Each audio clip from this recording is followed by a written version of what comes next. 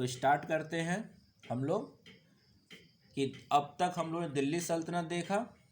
अब दिल्ली सल्तनत के बाद हम लोग देखेंगे कि दिल्ली सल्तनत के बाद दिल्ली में तो यानी कि अब राजधानी खैर आगरा हो गई थी लास्ट टाइम सिकंदर लोधी के टाइम पर, दिल्ली टू आगरा, और आगरा से में फिर बाबर आ गया। तो इस तरह से दिल्ली सल्तनत खत्म होकर मुगल डायनेस्टी स्टार्ट हुई। बट उस दिल्ली डायनेस्टी की एंड होती है दिल्ली डायनेस्टी या दिल्ली सल्तनत की एंड होती है 1526 में, ठीक। लेकिन हमने ये पाया कि जब मोहम्मद बिन तुगलक, या यूं कही कि दिल्ली सल्तनत में जब तुगलक डायनेस्टी होती है तो उस वक्त दो इम्पॉर्टेंट किंगडम्स या प्रोविंसेस अपने आप को दिल्ली डायनेस्टी से यानी दिल्ली सल्तनत से अलग कर लेते हैं। एक था विजय नगर अंपायर जो आगे चल के बहुत बड़ा अंपायर बना, और दूसरा था बहमनी किंगडम। तो हमें अब मुगल सल्तनत को पढ़ने से पहले इन दोनों को पढ़ना होगा। क्यों? क्योंकि ये बन रहा है 1336 में, 1336 में, और कंटिन्यू कर रहा है 1672 तक। तो लगभग 350 साल, 350 ईयर्स अगर कोई किंगडम चल रहा है तो उसको हमें पढ़ना जरूरी है। 1 साल 2 साल चलता तो 5 साल 10 साल चलता तो नहीं भी पढ़ते तो काम चल जाता, लेकिन कितने साल चल रहा है? लगभग 350 साल। और इसी समय 1341 में क्या बनता है? बहमनी किंगडम बनता है। खैर आगे चल के ये अलग अलग 5 हिस्सों में टूटता है, फिर 4 हो जाते हैं, फिर 3 हो जाते हैं। तो ये भी लंबे समय तक चलता है। तो ये 2 किंगडम ऐसे हैं जो तुगलक डायनेस्टी के टाइम पर बने। अब देखिए दिल्ली डायनेस्टी खत्म हो रही है 1526 1526 और ये बन रहा है 1336। तो लगभग विजयनगर अंपायर के बनने के बाद दिल्ली डायनेस्टी 90 ईयर्स तक कंटिन्यू कर रही है। तो 90 ईयर्स तक दिल्ली डायनेस्टी दिल्ली में यानी नॉर्थ इंडिया में रही, बट डेक्कन में और साउथ इंडिया में अब दिल्ली डायनेस्टी यानी दिल्ली सल्तनत की हुकूमत नहीं है। वहाँ पर डेक्कन में बहमनी की हुकूमत है और साउथ में विजयनगर अंपायर की हुकूमत है। और ये दोनों छोटे अंपायर है नहीं, काफ़ी लंबे समय तक 300 साल तक इन्होंने सब सर्वाइव किया। तो जब इतने लंबे समय तक कोई किंगडम सर्वाइव करती तो उसके बारे में पढ़ना होगा। अब हम अगर दिल्ली से डायरेक्ट मुगल सल्तनत पर चले गए तो ये टाइम पीरियड हमें छोड़ना पड़ जाएगा।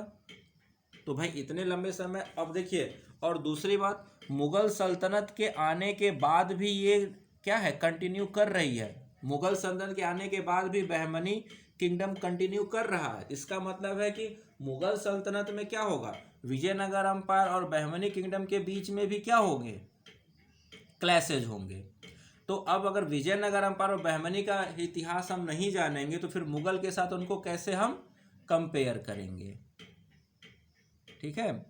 तो ये जो 90 साल तक ये अंपायर दिल्ली सल्तनत से अलग होने के बाद लगभग 90 to 100 ईयर्स दिल्ली सल्तनत ख़त्म होने तक ये क्या कर रहे थे, कैसे कैसे ये आगे बढ़े, उनको हमें यहाँ जानना समझना है। और फिर हम लोग देखेंगे कि ये मुगल अंपायर के साथ इनके क्या क्लैशेज होते हैं, कौन किसके साथ क्या होता है। जैसे हमने देखा कि भाई दिल्ली सल्तनत बनने से पहले इंडिया में क्या थे, राजपूत थे। राजपूत से पहले ट्रिपाइट स्ट्रगल देखा था, गुजारा, प्रतिहारा, पालाज एंड राष्ट्रकूटाज। तो क्या हुआ, एक खत्म हुआ, उसके कई ढेर सारे क्या हो गए, छोटे छोटे इंडिपेंडेंट किंगडम बने। उसी तरह राजपूत किंगडम्स बन गए, वो आपस में लड़े तो दिल्ली सल्तनत आ गई। तो दिल्ली सल्तनत ने बहुत सबको एक छाते के नीचे लाया। अब दिल्ली सल्तनत वीक हो गई तो फिर छोटे छोटे 2-3 किंगडम बन जाएंगे। फिर ये बन जाएंगे तो फिर इनको मुगल अंपायर क्या करेगा, एक अम्ब्रेला के नीचे लेकर आएगा। और मुगल अंपायर खत्म होता है तो तब तक तो अंग्रेज शासन यानी ब्रिटिश रूल आ जाता है। तो फिर वहां तो हम लोग पहुंच जाते हैं कहाँ, मॉडर्न इंडिया में। वो तो पूरा एक अलग ही वे में हम पहुंच जाते हैं। तो हम लोग का फ्रीडम स्ट्रगल शुरू होता है वहां से। तो ये चीजें हमें यहाँ देखनी है कि दिल्ली सल्तनत से अलग होने के बाद ये विजयनगर अंपायर और बहमनी अंपायर कैसे अपने आप को डेवलप करते हैं और इनका क्या मुगल्स अंपायर के साथ क्या इनकी हिस्ट्री है, उसको हम लोग यहाँ देखेंगे। तो अब हम लोग यहाँ हेडिंग डालेंगे। हमारी जो हेडिंग होगी वो होगी राइज ऑफ प्रोविंशियल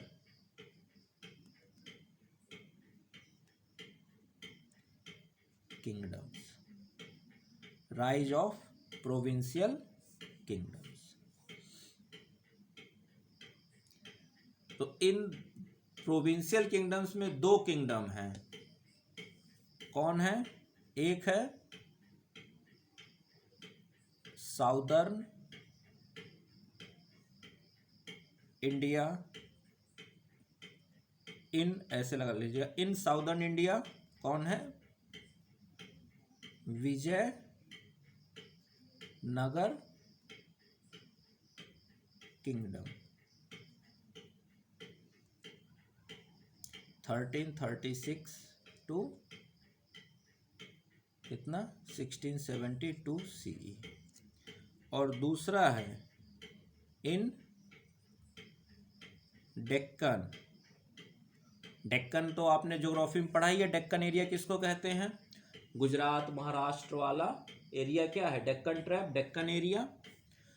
और भी उसके नीचे चले जाइए, और जैसे आप महाराष्ट्र के नीचे चले जाते हो तेलंगाना, कर्नाटक, आंध्रा, ये सब क्या होते हैं, साउथ इंडिया आ जाता है।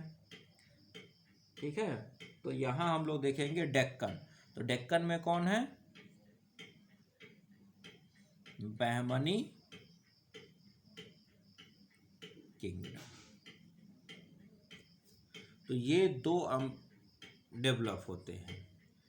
तो इन 2 के डेवलप में, प्रोविंशियल किंगडम्स के डेवलपमेंट में हमें पहले देखना है फर्स्ट किंगडम, जिसका नाम है क्या, rise of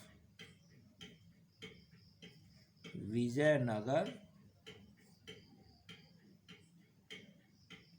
kingdom, rise of Vijayanagara kingdom.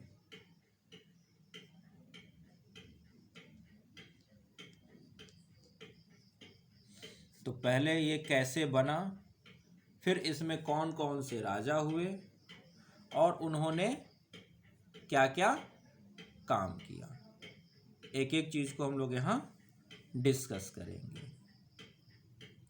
ठीक है, चलिए तो पहला लिखते हैं इसके बारे में। तो लिखिएगा, पहला पॉइंट लिखिए, विजयनगर एम्पायर के बारे में पहला पॉइंट लिखिए।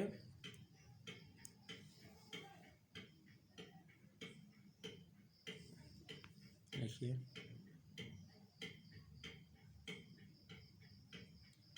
Vijayanagar kingdom constituted 4 dynasties, constituted 4 dynasties। जैसे हमने देखा था दिल्ली सल्तनत में क्या थे, एक थी slave dynasty, Khalji dynasty, Tughlaq dynasty, Syed dynasty, Lodhi dynasty थे ना। तो वैसे ही यहाँ पर भी 4 डायनेस्टीज थी, बारी बारी से जिन्होंने रूल किया। ठीक, तो पहली थी, अभी ये तो बस आपको इंट्रोडक्शन बता रहा हूँ, आगे आपको एक एक सारी डायनेस्टी की डिटेल बताऊंगा। जैसे अभी तो आपको ये इंट्रोडक्शन है। तो पहला आपको लिखना है संगमा कौन थे? संगमा। इनका लिखिएगा 1336 से 1485 CE। ठीक। संगमा के बाद आएंगे सलुआ 1485, सलुआ 1485 टू 1503।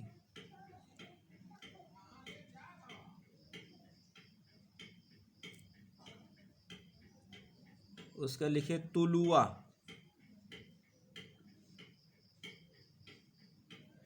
1503 टू 1570।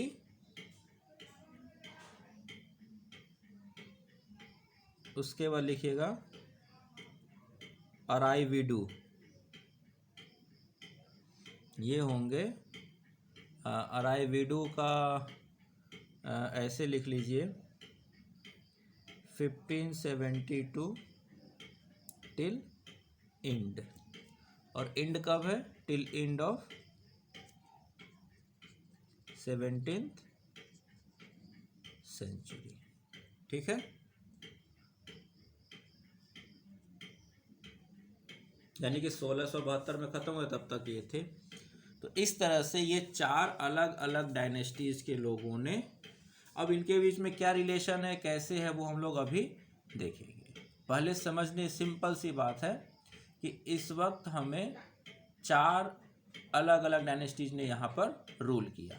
अब इनके बीच में क्या रिलेशन है, कैसे, वो हम लोग अब देखेंगे। ठीक है, चलिए। तो पहले सबसे पहले हम लोग ये समझते हैं कि ये डायनेस्टी थी कहाँ। ठीक है, ये डायनेस्टी थी कहाँ। तो देखिए, आप अगर मैप देखोगे, थोड़ा सा आप एक बार इंडिया का मैप निकालो। इंडिया का पॉलिटिकल मैप हो या ज्योग्राफिकल जो भी मैप हो, तो वो देखिए। तो जब आप इंडिया का मैप देखोगे तो ये आपको दिखेगा गोवा। तो गोवा के ऊपर यहाँ से ये जो आप एरिया देख रहे हो ना, यहाँ से ऐसे सीधा यहाँ से घूमते हुए आप चले आओ कहाँ? मछलीपट्टनम। ये क्या है? ये विशाखापट्टनम है। और इधर आओगे तो कहीं पर आपको मछलीपट्टनम मिलेगा। विशाखापट्टनम वाजना, हाँ। तो ये पूरा एरिया जो आप देख रहे हो ना, ये गोदावरी का एरिया जो आप देख रहे हो, ये पूरा एरिया किसके अंडर में था?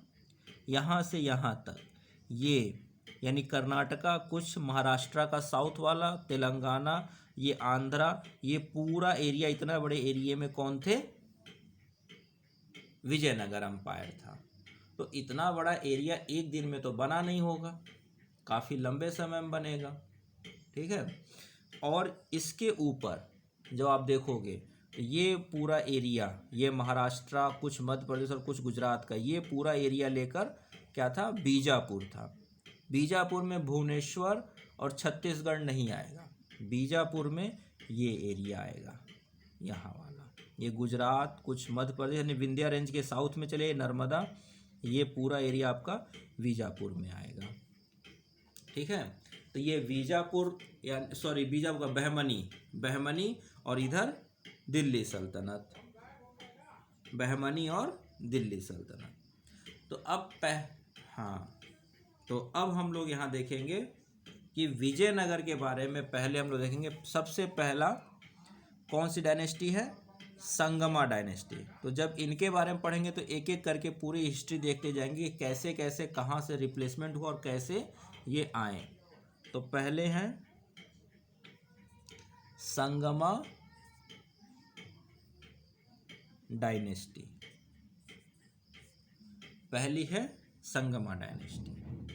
संगमा डायनेस्टी में सबसे पहले जो जिनको पढ़ना है उनका नाम है हरिहरा एंड बुक्का। हरिहरा एंड बुक्का, ये दो लोग थे जिन्होंने इस विजयनगर एम्पायर की नींव रखी, हरिहरा एंड बुक्का ने। इन दो लोगों ने इस एम्पायर की नींव रखी और ये दोनों संगमा डायनेस्टी से बिलोंग करते थे। इस वजह से हम लोग कहेंगे कि ये संगमा डायनेस्टी की शुरुआत से है विजयनगर एम्पायर। अब इसके पीछे की कहानी क्या है, इसके पीछे की कहानी क्या है कि आखिर कैसे ये इस डायनेस्टी की शुरुआत हुई। ठीक है, तो देखिए हुआ क्या था, हरिहरा और बुक्का ये दोनों भाई, और हरिहरा बुक्का ही नहीं, ये हरिहरा बुक्का और इनके 3 और, तो कुल मिला के 5 लोग थे और पांचों भाई थे। हरिहरा, बुक्का, कंपना, मरप्पा एंड मदुप्पा, ये 5 भाई थे। ये पांचों भाई क्या थे, ब्रदर।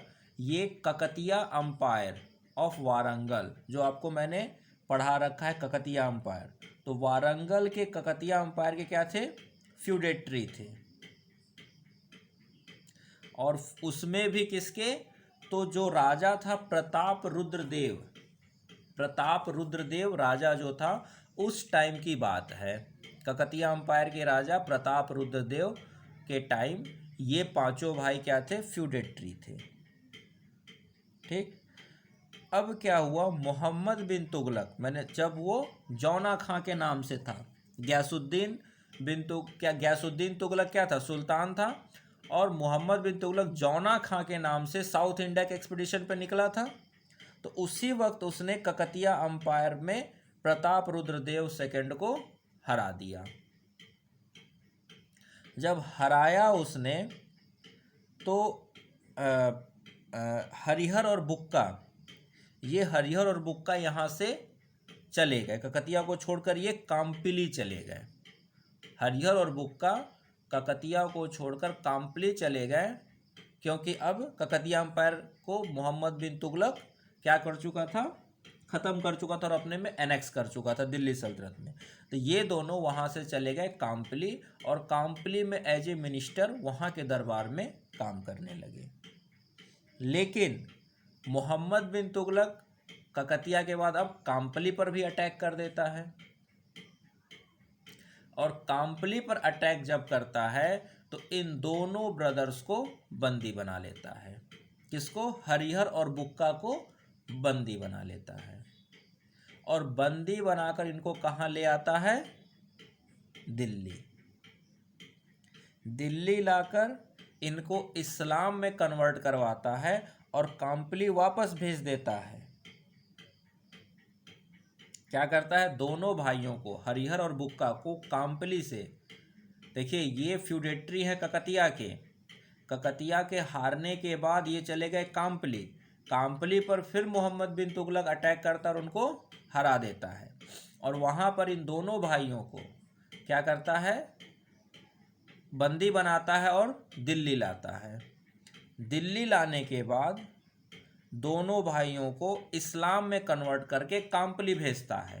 क्यों, क्योंकि दोनों के पास तो थी बहुत अच्छी क्या टैलेंट था राज्य को संभालने का, तो वो सोचता है कि इनको मैं इस्लाम में कन्वर्ट करवा के काम्पिली भेज दूंगा, तो वहाँ क्या करेंगे, मेरे बिहाफ पर मेरे अंडर राज करेंगे और मुझे वहाँ से ट्रिब्यूट वगैरह मिलता रहेगा, यानी वो एरिया मेरे अंडर में हमेशा बना रहेगा। तो उनको काम्पिली का एडमिनिस्ट्रेशन बनाकर भेज देता है। ठीक, लेकिन जैसे ही मोहम्मद बिन तुगलक के पॉलिसीज़ गड़बड़ाती हैं या ख़राब पॉलिसी वजह से दिल्ली एम्पायर वीक होता है, ये दोनों फिर से प्रोमिनेंट अपने आप को करने लगते हैं। और पहले से हिंदू थे, तो उस वक्त एक साधु होते हैं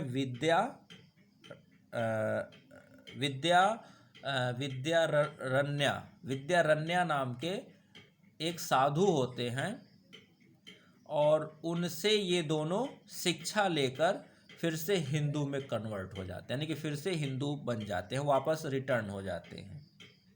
और उन्हीं के नाम पर विद्यानगर के नाम पर विद्यानगर की स्थापना करते हैं और वहाँ से ये एक इंडिपेंडेंट राज्य बनाते हैं।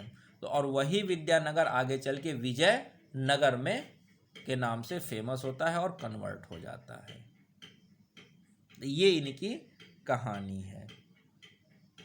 ठीक, तो इसी कहानी को हम लोग शॉर्ट फॉर्म में लिखेंगे। तो लिखिएगा, लिखिए लिखिए Harihar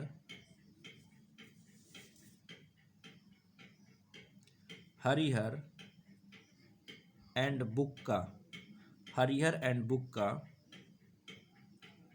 belong to the family of 5 brothers, all sons of Sangama. Sangama के बेटे होते हैं ये पांचों, इसी वजह से संगमा डायनेस्टी। ठीक है, इसी वजह से संगमा डायनेस्टी। तो कौन होते हैं, लिखिएगा हरिहरा, कंपना,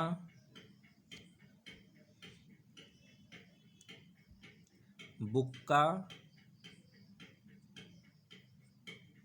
मरप्पा एंड मुडप्पा।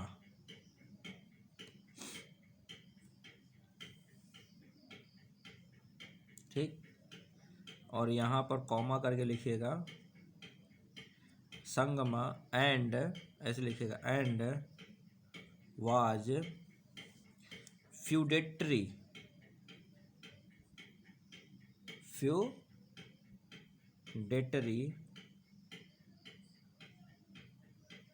ऑफ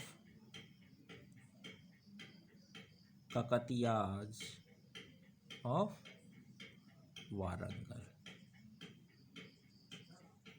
तो थोड़ा सा बैक में जाकर देख लीजिएगा कि ककतिया ऑफ वारंगल के बारे में मैंने क्या बताया है। ठीक है, अर्ली मेडिवल हिस्ट्री में। ठीक, तो अभी तक हमें ये पता चला कि संगमा नाम का व्यक्ति, जिसके 5 बेटे थे, हरिहरा, कंपना, बुक्का, मरप्पा और मुडप्पा, ये पांचों जो थे ककतिया अंपायर के टाइम पर क्या थे, उनके फ्यूडेटरी थे। यहाँ तक नोट डाउन कर लिया। ठीक, अब इसको रब कर रहा हूँ मैं। चल, तो हमने अभी तक देखा हरिहरा और बुक्का क्या है, ककतिया अंपायर के फ्यूडेटरी हैं। अब वहाँ से कहानी क्या बढ़ती है, लिखिएगा ये पॉइंट लिखिए। Originally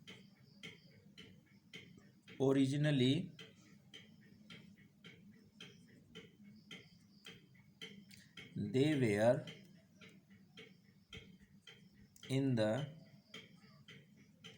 service of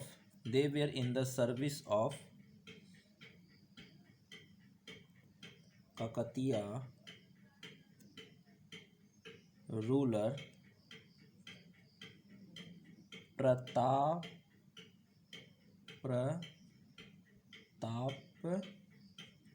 Prataparudra Deva second. खैर बहुत रेयर चांस है कि कोई आपसे राजा का नाम पूछे कि कौन से राजा के सर्विस में थे, लेकिन हाँ आपको इनके डायनेस्टी यानी कौन से अंपायर के फ्यूडेटरी थे वो आपको याद रखना होगा। तो ककतिया ऑफ वारंगल के ये फ्यूडेटरी थे।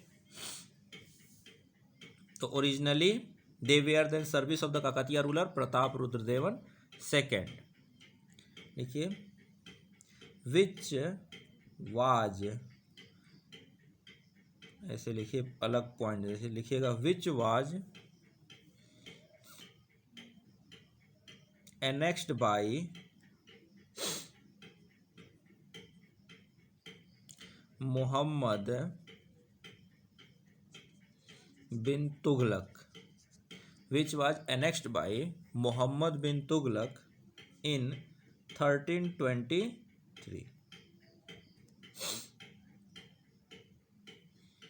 ठीक, अब क्या होगा तो लिखिएगा, so Harihara and Bukka, Harihara and Bukka went over to Kampili, to Kampili, ये अंडरलाइन, ये याद रखिए कि ककतिया के एनेक्स होने के बाद ये कहाँ मूव कर गए, कंपिली में, टू कंपिली स्टेट। और ये क्या है, मॉडर्न कर्नाटका, ये क्या है, मॉडर्न कर्नाटका। तो went over to Kampili state, modern Karnataka, इसी को कहा जाता है अनेगुंडी, अनेगुंडी यही है। And became ministers,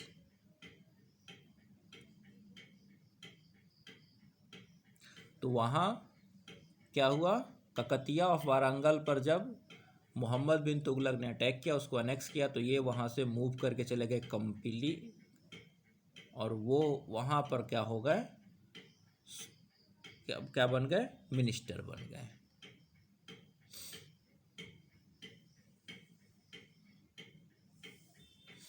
next point लिखिए,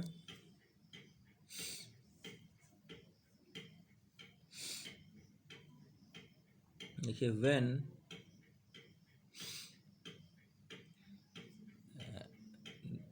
ऐसे लिखिए, व्हेन दिल्ली सल्तनत,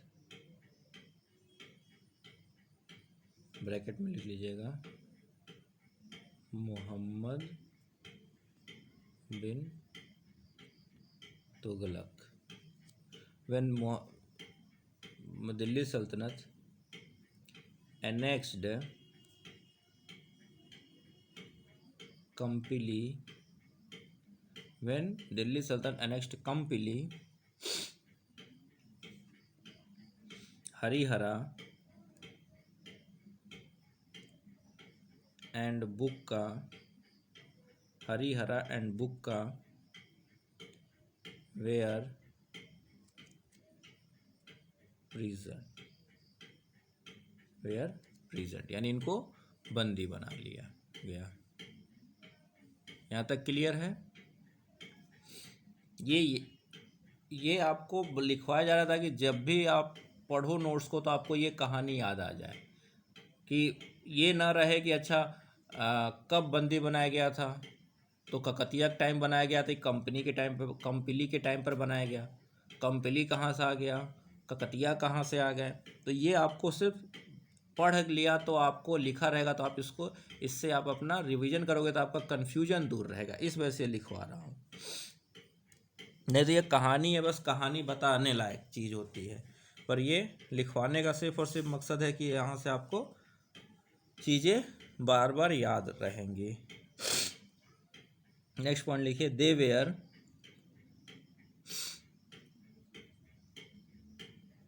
taken to Delhi and converted to Islam. They were taken to Delhi and converted to Islam. After that, sent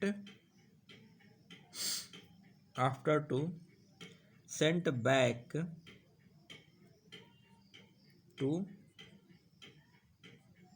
Kampili to take over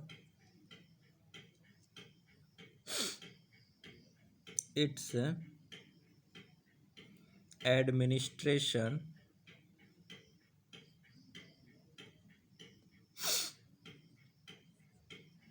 from Malik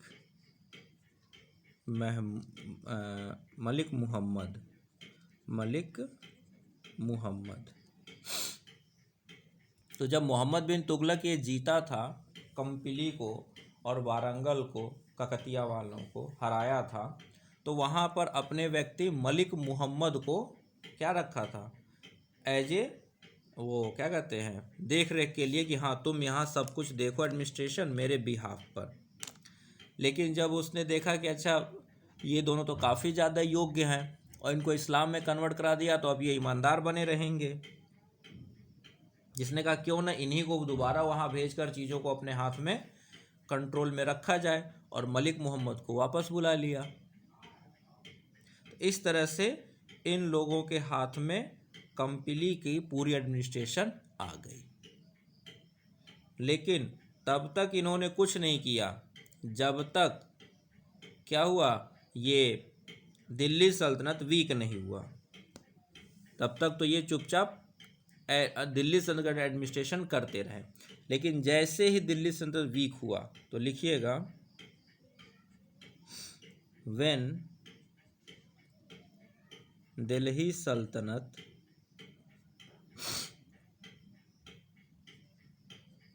became weak, Harihara and Bukka gave up Islam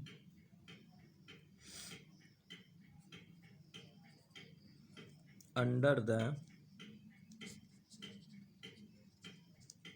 influence of says. इनका नाम याद रखिएगा, says का नाम है Vidyaranya.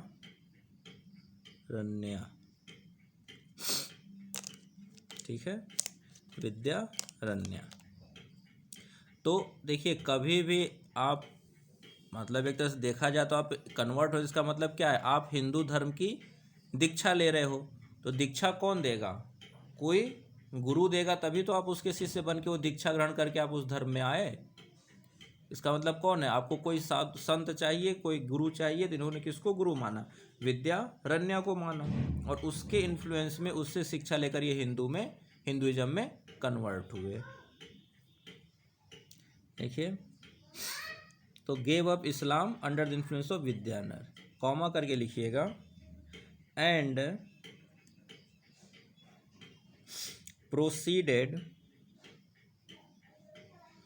proceeded to set up an independent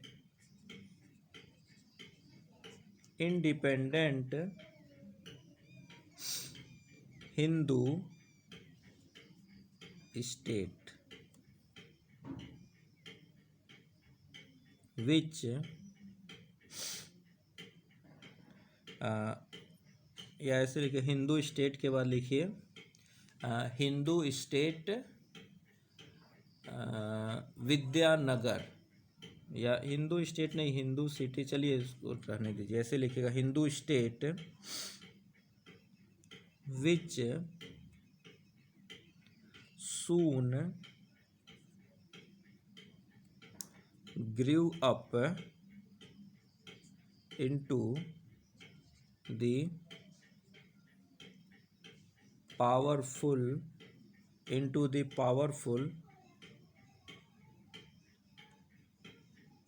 Vijayanagar empire. तो ये है विजयनगर एम्पायर की फॉर्मेशन का इतिहास। ठीक है, नेक्स्ट पॉइंट लिखिए। तो जब ये भाई आप स्टेट को इस्टेब्लिश कर रहे हो, तो स्टेट इस्टेब्लिश करते ही आपको क्या करना पड़ेगा, किसी को तो राजा बनाना पड़ेगा। बिना राजा के, बिना क्राउन के आप स्टेट कैसे डिक्लेयर कर सकते हो? तो भाई अब दोनों भाई हैं, हरिहरा और बुक्का, तो राजा कौन बने? तो बड़ा भाई राजा बना। तो लिखिएगा हरिहरा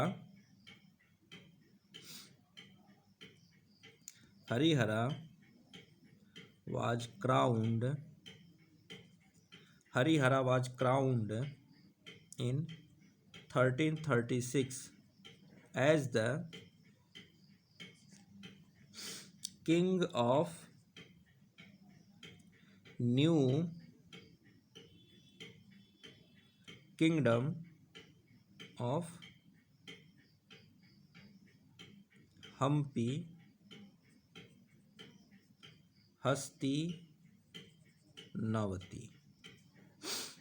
तो हम्पी आज कहते हैं, उस वक्त उसको हस्तिनावती, एक सिटी पर का ये अपने आप को डिक्लेयर करके वहां पर राजा बना। ठीक है, तो अब क्या हुआ? तो लिखिएगा नेक्स्ट पॉइंट, टू कॉमेमोरेट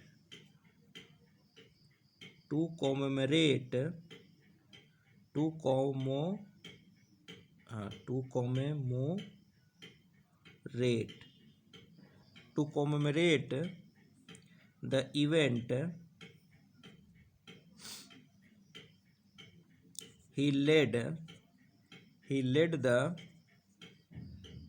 लिखिएगा to commemorate the event he led the foundation of new capital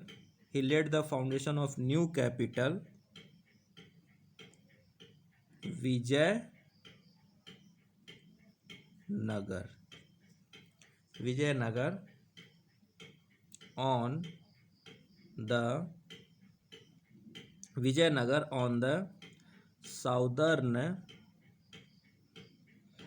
bank of river Tungabhadra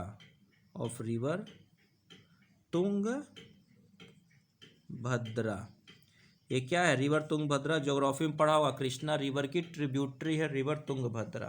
तो to commemorate the event he led the foundation of new capital Vijayanagar on the south of river Tungabhadra.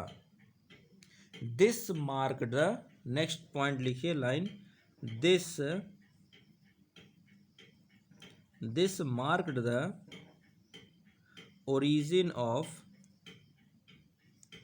Vijayanagar empire.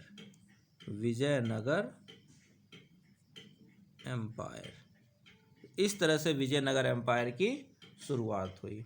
कैसे हुई? कि जब इन्होंने एक क्या कहते हैं, हस्तिनावती नाम की एक सिटी पर में जाकर इसने अपने आप को मतलब अपना क्राउन यानी कि अपने राजा बना और अब खुद क्राउन पहना यानी ताज पहना। और तो जब ताज पहना तो वहाँ पर क्या हुआ? ये हुआ कि भाई इस इवेंट को क्या किया जाए, ऐसा किया जाए कि ये इवेंट हमेशा यादगार बना रहे। तो उसको यादगार बनाने के लिए इन्होंने क्या किया? वहाँ पर एक शहर की स्थापना की जिसको विद्यानगर कहिए या विजयनगर कहिए। ठीक है, मतलब city of victory, river Tungabhadra के साउथ में इन्होंने एस्टेब्लिश किया और उसी को कैपिटल बनाया कि ये रहा हमारा कैपिटल और इसी के आसपास का एरिया अभी हमारा इंडिपेंडेंट एरिया रहेगा। और इस तरह से विजयनगर की शुरुआत हुई, विजयनगर एम्पायर की शुरुआत हुई। लिया तो हमने क्या देखा, कैसे विजयनगर एम्पायर की शुरुआत हुई। तो सिंपल सी कहानी है, सब कुछ हमने देखा कि कैसे दो भाई थे हरिहर बुक्का जो ककतिया अम्पायर वारंगल के फ्यूडेटरी थे। वहाँ मोहम्मद बिन तुगलक ने अटैक किया। तो अटैक के बाद वो जब जीत गया तो वहाँ से ये चले गए कहाँ? कंपिली जाते ही ये वहाँ पर मिनिस्टर बने। फिर मोहम्मद तुगलक ने फिर से वहाँ अटैक किया तो कंपनी में इनको बंदी बनाया गया, बंदी बनाकर दिल्ली लाया गया। दिल्ली में इनको कन्वर्ट करके इस्लाम यानी कि मुस्लिम बनाया गया। वहाँ से फिर इनको भेज दिया गया कंपनी वापस कि जाओ वहाँ का एडमिनिस्ट्रेशन संभालो। पर जैसे ही दिल्ली से अंदर वीक हुआ, इन्होंने मौका पाकर क्या किया, एक इंडिपेंडेंट स्टेट बनाया और हरिहर खुद राजा बना। राजा बनने के बाद इसने उस राजा बनने को यादगार बनाने के लिए इसने एक नगर की स्थापना, जिसका नाम है विद्यानगर कहिए, बाद में वो विजयनगर बना, उसी को कैपिटल बनाया और यहाँ से शुरुआत होती है विजयनगर एम्पायर की। ठीक, अब आगे हम लोग देखेंगे कैसे इसका ग्रोथ हुआ। This is the origin of Vijayanagara empire. Now we will see the how Vijayanagara empire proceeds, how it grow so big and large।